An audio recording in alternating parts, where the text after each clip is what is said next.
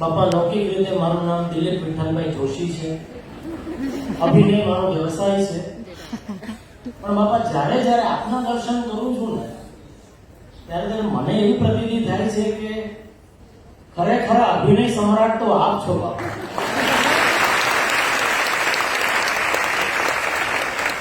કારણ કે સાક્ષાત અક્ષર બ્રહ્મનું સ્વરૂપ હોવા છતાં છેલ્લા 91 વર્ષથી આપ મનુષ્યનો જે અભિનય કરો છો, તમને બધાને એવું લાગે છે કે તમે અમારા જેવા મનુષ્ય જ છો, હે? પણ કોઈ ભરમાતા નહીં ભાઈ, આપણા જેવા મનુષ્ય નથી, આ સાક્ષાત અક્ષર બ્રહ્મ છે.